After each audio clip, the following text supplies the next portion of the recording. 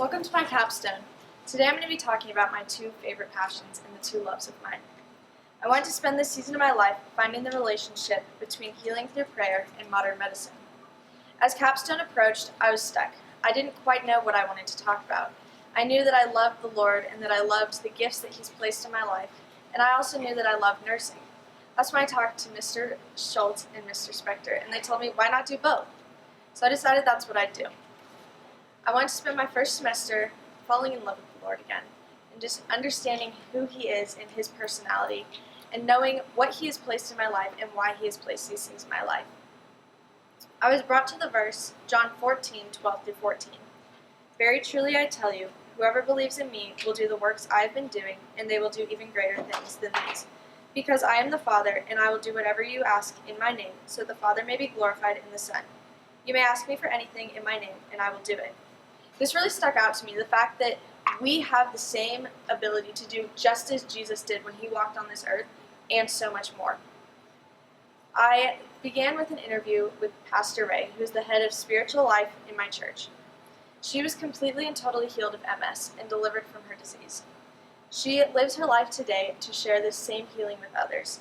She's seen cancer, mental health, drug addiction, and even small things such as headaches healed and completely taken away. Although some people may not be healed, that doesn't mean God does not want them to be healed and that He doesn't have a plan for them to be healed in their life. I was so awestruck by this, the fact that we have this capability to bring healing to others, and that God has placed this gift in me and in each and every one of us to bring healing and to use our spiritual giftings that He has blessed us with to help others. And these are gifts that should not be taken for granted and things that should not be taken lightly, because this is what God has placed in our life for us to do. My next interview of the first semester was with Miss K's mother-in-law. She works in Thailand and brings healing and faith to those around her. She spoke to me about how she's seen people healed and how she's seen people come to the Father and seen how He has impacted their lives. She shared with me that some people may not be healed, and that doesn't mean that it is not God's will for them to be healed, but that rather there might be a blockage instead. Some things that could block a healing include generational sin, soul ties, and knowingly living in sin. Although these are things that we can each struggle with and that we may struggle with in our life right now, that doesn't mean God isn't going to deliver us from those things so that we can walk into full healing in whatever we have in our lives. That means that we can be healed from anything that we have, such as mental health, addiction, and even cancer.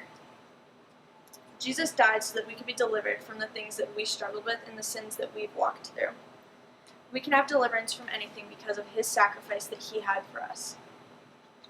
For me, I was able to experience this a few months after I became a Christian, and I was on a small mission trip in Denver, ministering to the homeless.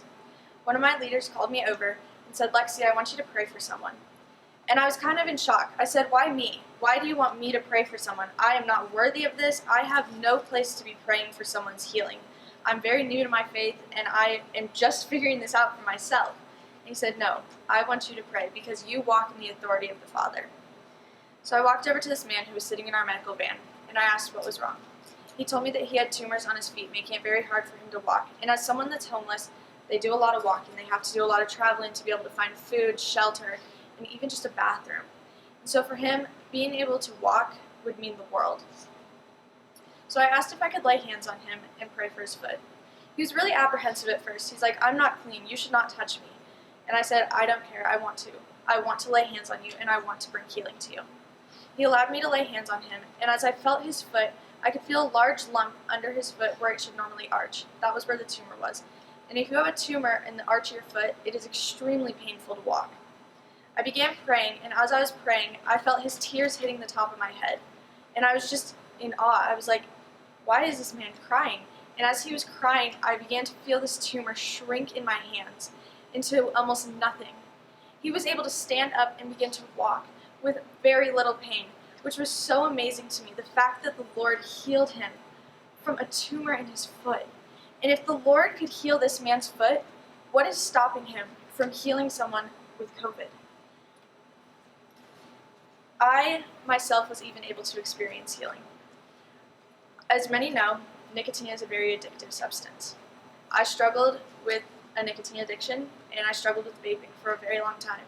And it was something that weighed me down until I was able to give it to the Lord and say, Lord, I want to be delivered from this. And he delivered me from that addiction. A lesser-known substance to be addictive is marijuana. I also struggled with an addiction to marijuana, and it became very addictive in my life. However, the Lord delivered me from this as well. Some people may know, but when you use drugs at a young age while your brain is growing, it can lead to mental health issues. After I got freed from these addictions, my mental health declined very rapidly, and I ended up in a mental facility for an attempted suicide. While I was in this facility, I met many amazing people that helped me, such as psychologists and nurses. After leaving the facility, I thought I wanted to become a psychologist. I thought I wanted to be a therapist and help those just like they helped those that were in similar situations to myself. As I thought back on my own situation, I realized, however, I only saw my psychologist 5 minutes a day in the hospital. The people that were alongside me and the people that walked with me every moment of every day were those nurses. And I knew after that I wanted to be a nurse just like them. I wanted to be able to bring joy to the hopeless situations, and I wanted to be able to help kids and adults who are in their most vulnerable places and bring joy and healing to them through medicine. It is a great sacrifice to be a nurse and something that takes a lot of toll on your mental and physical body. While I talked to many nurses in my second semester, they all told me that this job would be absolutely impossible without a solid foundation in faith. The first nurse I interviewed was Mr. Mike Smith. He was an ER nurse for over 10 years and taught me all about what I would experience as a nurse. He is not a Christian, so I asked him, what brought you to nursing and how do you get through it? And he said, many of my colleagues are Christians. Many of my colleagues have a faith, and that's what gets them through their day. I have a foundation on my morality. And although he isn't Christian, he does believe that everyone needs either a sense of morality or a sense of faith to be able to go through this job. Because it is a job that requires you to be pouring your life into your patients. You're pouring your life into the doctors just so they can get a good night's sleep to be able to perform a surgery. You might stay up all night as a nurse helping patients so that a doctor can get their sleep. And you can't pour out into others without something filling you up, which for me is God. COVID hit us so hard. It's something that impacted each and every one of our lives and something that every single one of us had to walk through. As we walked through COVID, there was one group of people that was on the front lines of it all, and that was nurses. I was in awe of their bravery and how much sacrifice they laid down for each and every one of us so that we could be healthy and that we could have the ability to stay home and not be in risk of getting COVID. They went to their job every day, risking their lives, and that's what I want to do. I was inspired by these nurses and the sacrifice they gave up for us. For my second interview, I talked to Mike Smith again. I'd hoped to go to a hospital and shadow a nurse, but as Mr. Spector said, Capstone and COVID really do not go well together. I unfortunately could not get into any hospitals because of COVID, but I was able to watch a video with Mike, and he showed me what I would be doing in this scenario, in this emergency situation, where I would be. One quote that really stuck out to me that he said is, "Our job as nurses is to bring joy and allow someone to hold on to their dignity in their most vulnerable situations." We're allowing people to hold on to their dignity when they are in a vulnerable situation, giving birth, going through cancer treatment, or even just having a broken arm. And that is what I love to do. For college next year, I'm going to Oral Roberts University to study nursing. When I went down there in October with my mom, I met the head of nursing, and she was so amazing. She taught me that in their program, not only are you going to you're not only going to be helping someone's physical needs, but you're going to be helping their emotional, mental, and spiritual needs. She taught me what it would be like to be in a secular job with the Lord, and how we would be helping others and bringing our joy of the Father into their lives. And I just think that's so amazing. Mr. Spector taught me about a Bible verse in 2 Kings 20. It's about a King Hezekiah who was very sick. He was told he was going to die, and he was not supposed to live. He immediately started crying out to the Lord and said, "Lord, please heal me. I want to be healed of this. I want to live." While he was crying out, he still had staff around him, applying ointments and remedies to help his boils so that he could live in comfort in his last few days. Near the end of his journey, Isaiah the prophet came to him and said, "The Lord is going to heal you." And he was healed from his sickness and was able to continue being king.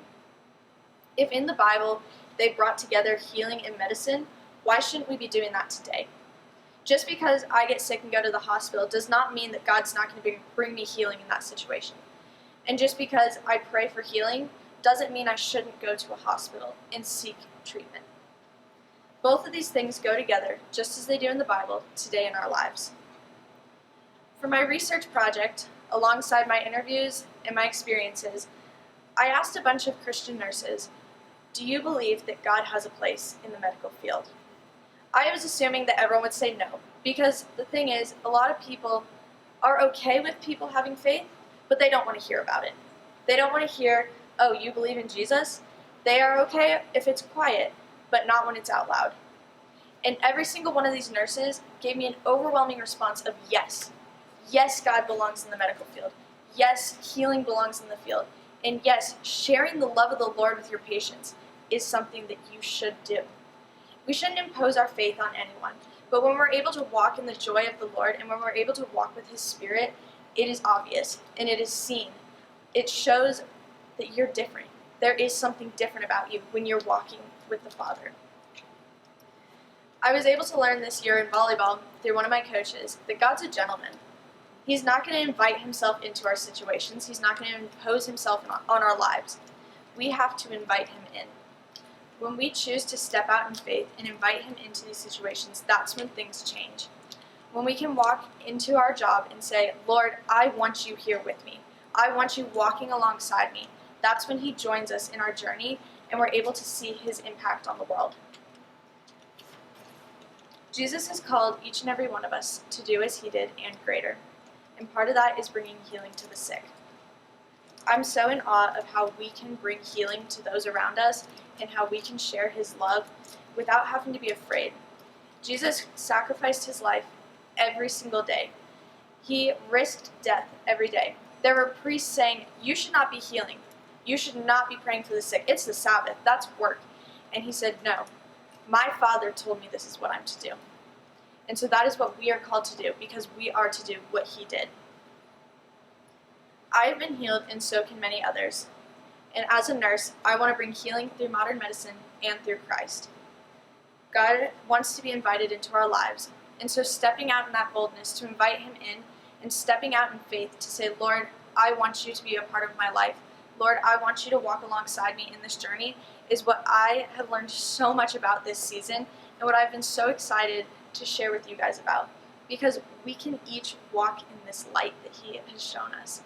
And just being able to experience that this semester and meet so many amazing people along my journey and have so many people supporting me has been absolutely incredible and has been life-changing. Capstone honestly has changed my view on nursing and on Christ. Many seniors or juniors becoming seniors fear Capstone. It seems pretty scary. You're spending your life, a year of your life, on a project, and many people don't know what they want to do. I didn't know what I wanted to do until the day I turned in my proposal. I said, "I have no idea. God, it's kind of up to you, Lord. Help guide me in what you want me to do." And so I was able to walk on this journey, see what nurses do, what it's like to be a nurse, see how I can impact the world with my faith along with nursing, and how I can be the nurse just like the ones that helped me. I feel so much more ready for my career as a nurse because of Capstone, and I'm so grateful for every single person that walked alongside me and for those that helped me understand the person I am and what God has called me to be and what He has called me to do in my life. And I couldn't be more excited for this next chapter of my life and this next journey that I'm going to adventure into to become a nurse as I go to Oral Roberts next semester. And I am so thankful for my parents and for every person that walked alongside me and has helped me in this journey. I'm so excited to share my love of the Lord with each and every one of you and to continue sharing His love and His light in my career